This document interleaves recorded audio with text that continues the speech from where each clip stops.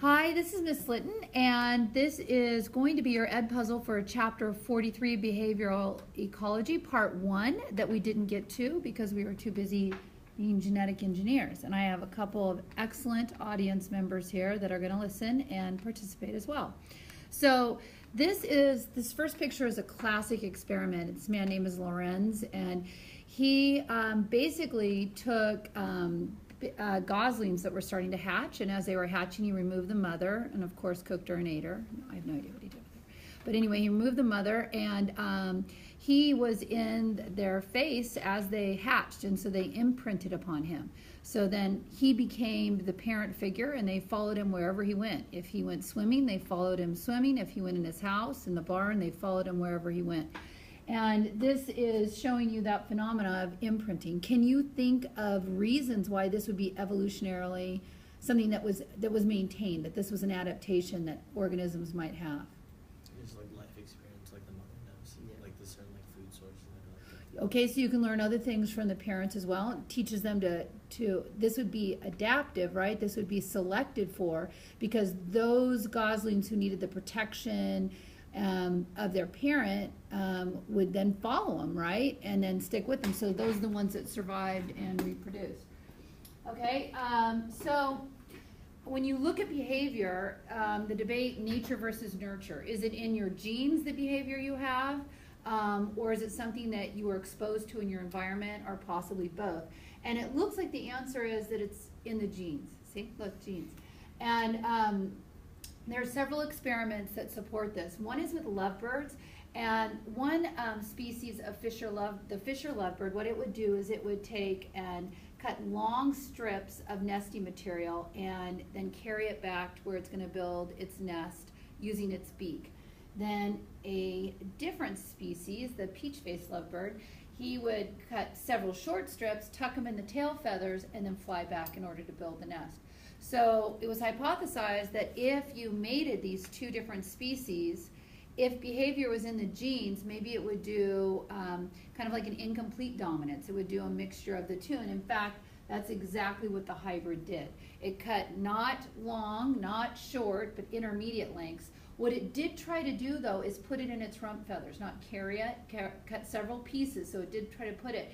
But because they were of intermediate length, they weren't short, they were too long to carry, and they would fall out, and then he'd go back and pick them up. And eventually he learned then that that didn't work. And what was interesting is, even though he did learn that species learned it, it would always look at its rump and just for a minute stare at it and then realize, oh, I need to carry these in my beak. So on your notes, I think I gave you, the only word you need there is hybrid on your notes for number 1, nest building and lovebirds. Okay, another example is, it's in your genes, is the food choice and garter snakes. And what they found is that the inland garter snakes, they did not like to eat slugs. And they would put all kinds of slugs around them, and the snakes wouldn't eat them. But the coastal garter snakes love slugs. So they said, okay, this is a behavior of these two different species, and they predicted, once again, if you mated these two different species, what would the hybrid do? Have an intermediate affinity for the slugs. And they did, and what it came down to when they were able to analyze it was the number of tongue flicks. And so the inland garter snakes had fewer tongue flicks than the coastal garter snakes, and so when they're flicking their tongue, they're tasting the air. So the fewer tongue flicks, they weren't aware that the slugs were there. Whereas the coastal, because they had more tongue flicks, they could taste that the slugs were there and then would go for them. So the hybrid didn't have... Will the veteran guest speaker please come to the office? Thank you. So they had an intermediate affinity because they had an intermediate number of tongue flicks. So on your notes for that one, its number goes in the number of tongue flicks. Do you see it? It's small. Okay, and another example of this was twin studies.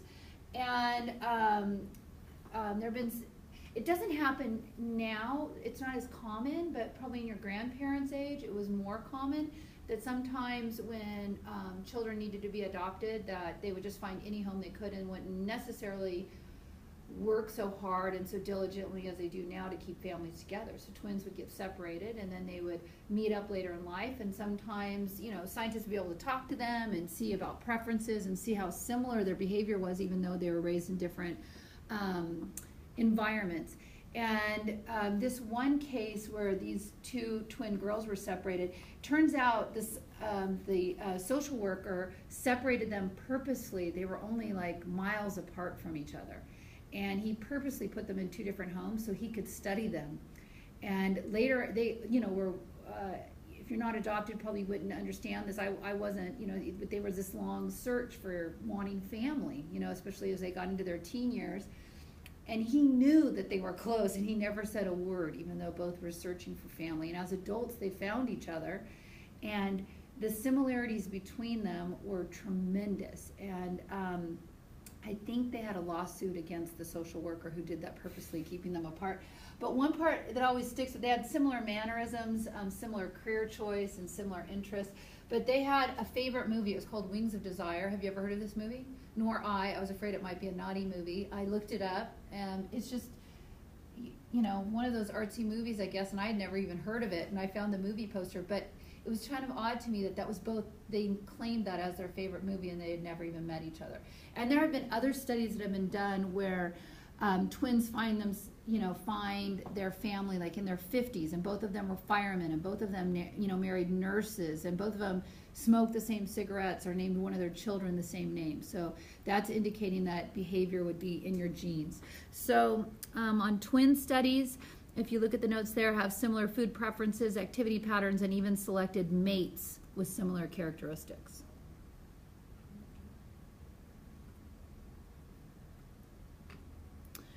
And then Aplysia, this is like a slug, underwater slug. And what they found is Aplysia, even if it hasn't mated, if you give it the egg-laying hormone, it will start the mating process. And you have to think about, organisms want to conserve their energy expenditure, and it's a big deal to lay eggs. They lay this long ribbon of eggs, and they whip this long ribbon around until they can get it into this ball of eggs that they can protect. And even if it hasn't mated, so it's an absolute waste of all the eggs and the nourishment and the energy that went into making those eggs, it will lay those eggs as long as you give it a shot of egg-laying hormone. And then another one I thought was kind of interesting, it's not showing up very well on this screen, but is mice. Mice have a nurturing instinct in the mothers. I think it's the FOSB gene. I can't remember what I wrote down here. Yeah, FOSB. And if they have that gene, poor choice. If they have that gene, then they tend to be more nurturing. If one of their baby mice starts to wander away, they'll go and bring it back into the group, and they'll literally hover over the top like this mother mouse is doing over her babies. But if that allele is missing or inactivated, the mother could just have given birth and the little baby mice could wander away, and she's just like, whatever. And she just kind of looks away and doesn't pay any attention. So this idea of mothering, and you might say, oh, good mother, bad mother, don't say anything to your own mother about this. Are you missing the FOSB gene? That they were able to analyze. If you were missing that gene, that, pardon? I have to go. Can I just leave it here? Like the terms? British terms. You will check them real quick. Okay, love you, John. If they were, Just give it to me tomorrow. All right. if they were, just put a little late, and also, if they were missing that, then they didn't tend to be as nurturing. So on your notes on that, on the egg-laying behavior of marine snails, the word you're looking for there is million. And on B, nurturing behavior in mice, at the end, the FOSB alleles being present and activated. Being present and activated. Okay. And then I'm going to skip the questions because I'm going to put them in the Ed puzzle. Okay. Environmental influences on behavior. There are things called fixed action patterns where a certain stimulus triggers a certain behavior every single time.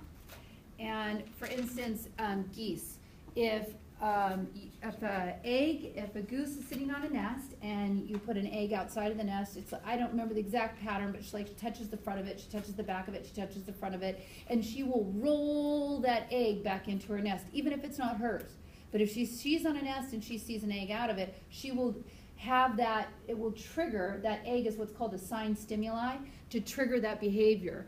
And you can trick them. You can just put like a can of soup, if it's round, put it out there. She'll touch the front of the can of soup, the back of the can of soup, and very carefully roll that can of soup in there, because that round edge is a sign stimuli to trigger that behavior. So that is a fixed action pattern.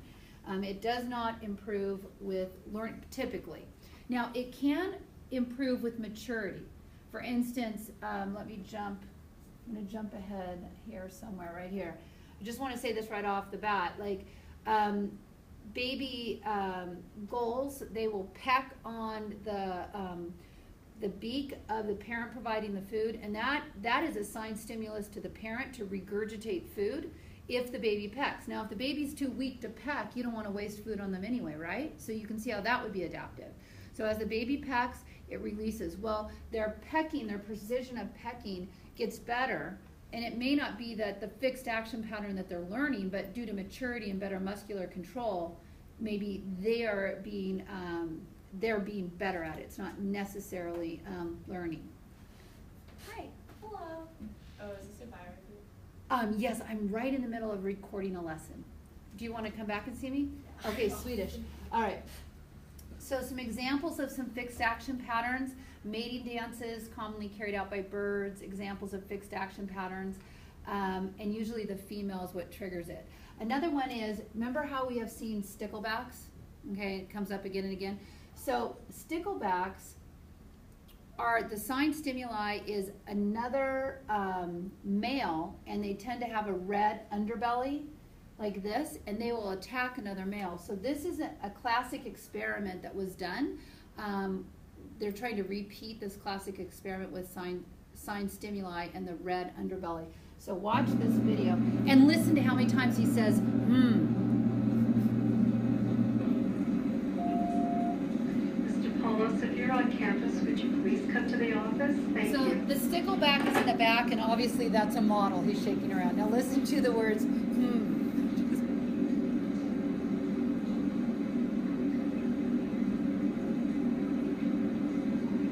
So that model looks most like a stickleback. Oh, there you go.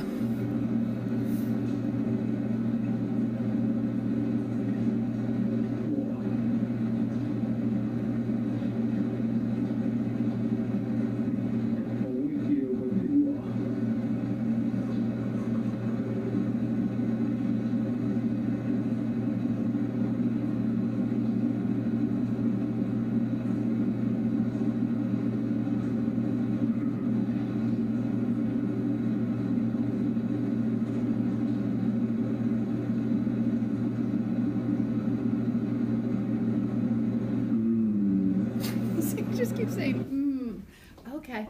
So the idea here is that it doesn't, when the first one is the one that looked most like another stickleback that it should be concerned about, as in, you know, he's trying to defend his area where he's going to mate.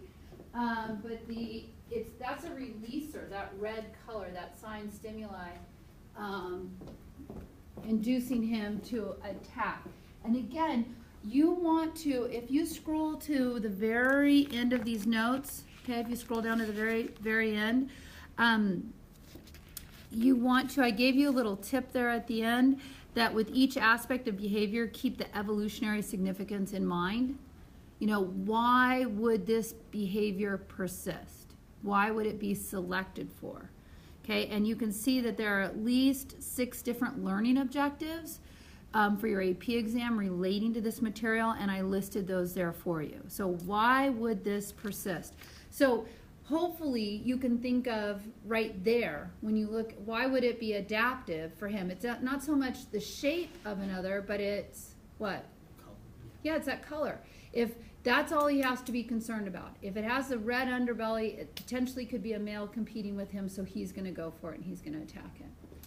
Okay, so then what learning, I was coming to see if you saw.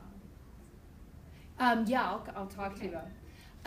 Learning is a change in behavior. We're gonna have like 10 more interruptions. This is my life. A change in behavior brought about by some sort of experience. So it's changing. Now, you see this all the time in dog training, right? Right? And so one, let me make sure we're caught up on our notes here. We got the FAP, so the stickleback fish aggressively defending a territory against anything that has a what? What did you put in there? Red color, good. So learning a durable change in behavior brought about by experience. Now, habituation, if any of you have ever been to the zoo and you go up where, let's say, a lion is, and you're like, rah, lion, look at me, you know, you do that because you can go, rah, lion, because you know he's not going to attack you. If you were in the wild and you were 10 feet from a lion and you're like, hey, lion, rah, look at me, you know you're like dead in 30 more seconds, right? So the lion, obviously the first time he put in there, probably he charged the fence, but now he learns, you know, I can't eat the people. Those are snacks that are not accessible to me. So that would be an example of habituation, so you're learning. So then let's talk about, we talked about the fixed action pattern and how it could mature. And then your term here you really want to know is imprinting. And I already talked to you about Lorenz and the Goslings, and they follow the first, that during a sensitive period is usually when they can learn this. For some, if it doesn't happen during the sensitive period, they'll never imprint. You know, there's a certain time when they are ready to accept that information and imprint. So on your notes, go to where it says, we already have instinct to learning, that's done. Imprinting, a form of learning that involves a sensitive period, which is usually the only period during which a particular behavior develops. And you have baby chicks follow the first moving object they see. And then I put Lorenz. There's olfactory imprinting. You know that salmon, when they hatch in a stream, they go out to the ocean, and then when they'll go back to their home stream. And I mean, that's incredible. I get lost going to the grocery store and coming out of the grocery store, and I'm like, where the hell did I park my car, right? These are salmon, they're out in the open ocean for 2, 3, hi. Hello. I'm just finishing up recording a little, okay. 5-10 minutes? Yeah, or 15. Okay. Is that all right? Yeah. All right, thank you. Right? How many times is that now? Okay. Anyway, these salmon will go out in the open ocean, and they will live there, get bigger, and then they can swim up the coast and find the stream they need to go, and then keep going up every tributary until they find exactly where they hatch. That would be olfactory imprinting. Some other examples, okay, are birds and song learning. And so I would kind of think about it like if you've ever spoken to somebody who is completely deaf, right? They can be taught how to speak, but it's always a little bit different than how you speak, right? Because they haven't actually heard that in order to correct their voices. And so these white-crowned sparrows, if there are no songs that are ever sung to them, if they're raised in isolation, they will develop, they will sing, but it won't be in a way that's probably most effective for them, to find a mate, etc. You can play tapes of songs during their sensitive period, and they can learn them correctly.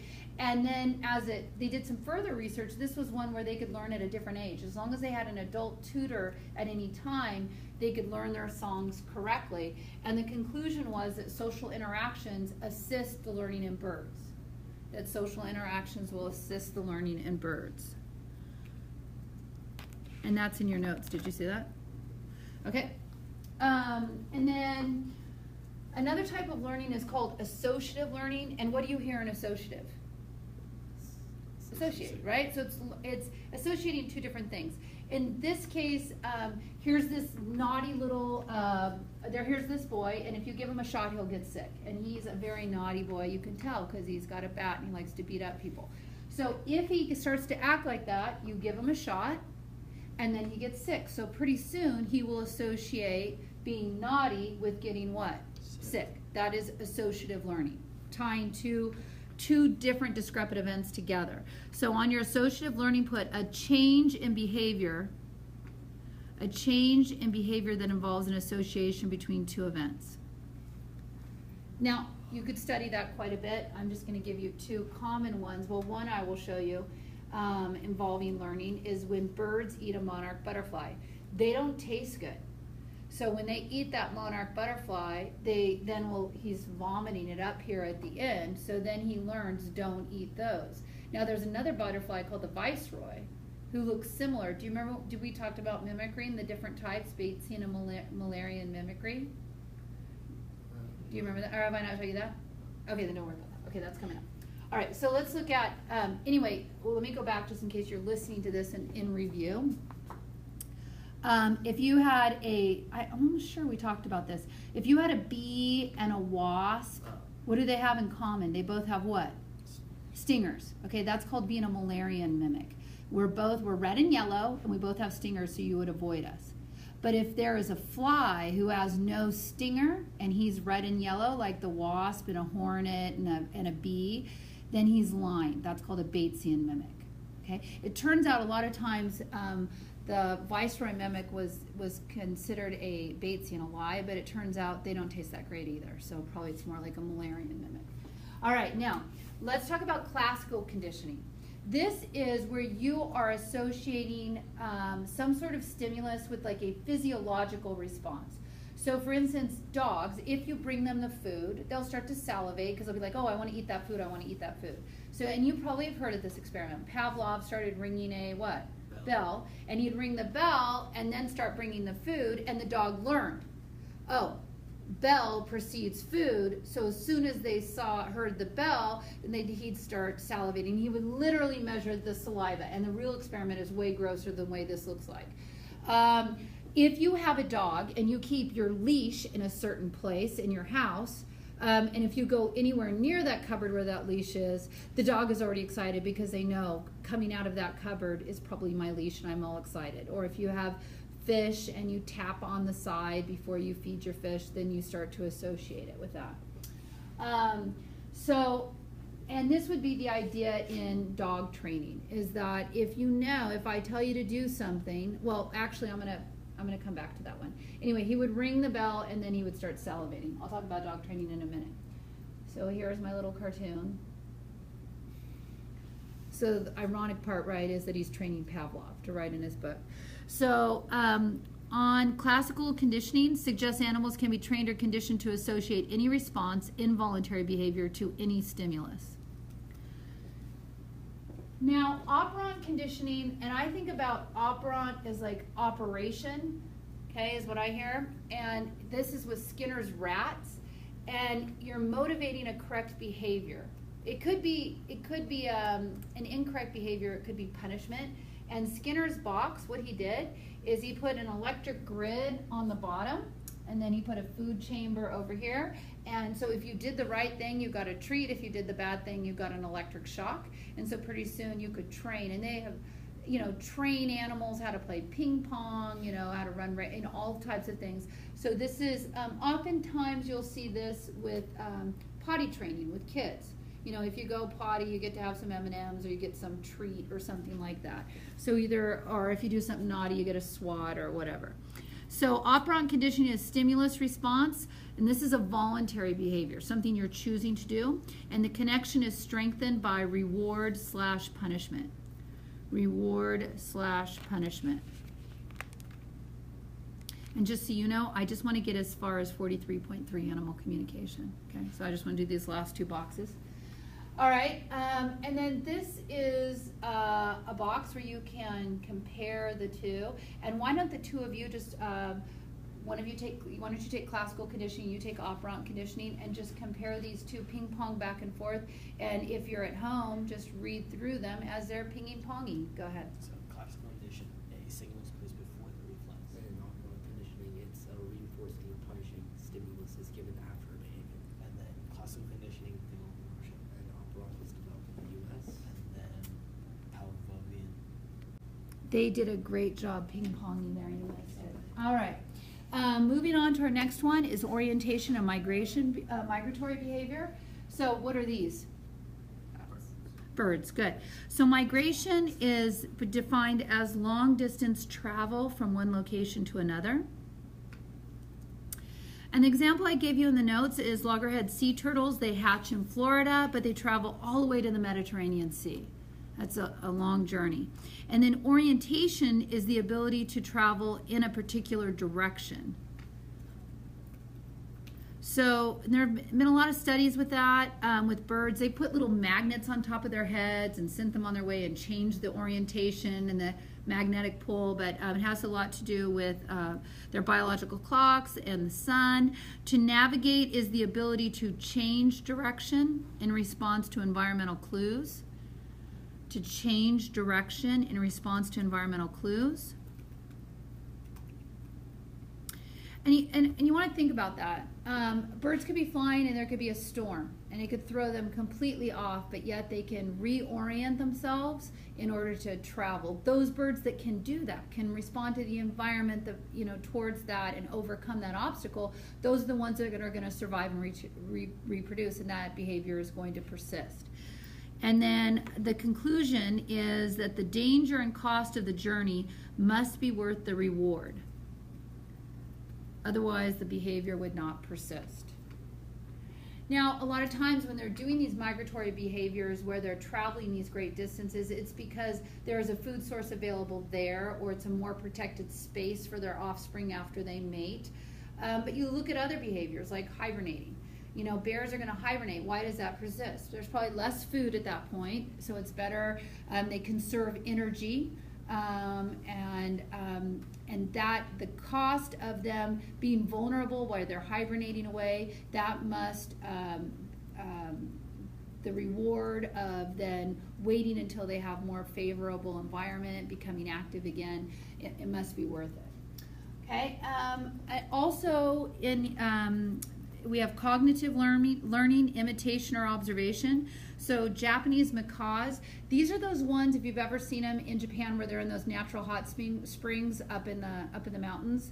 These are those same ones. Anyway, they learn to wash sweet potatoes by observing their parents. I don't know if you can see, but right in here, there's a little baby, and there's his little arm hanging up right here. And you probably do this all the time. If you have a parent who has, like, I don't know, a good spaghetti recipe or whatever it is you like, you watch them make it 100 times and you imitate that behavior.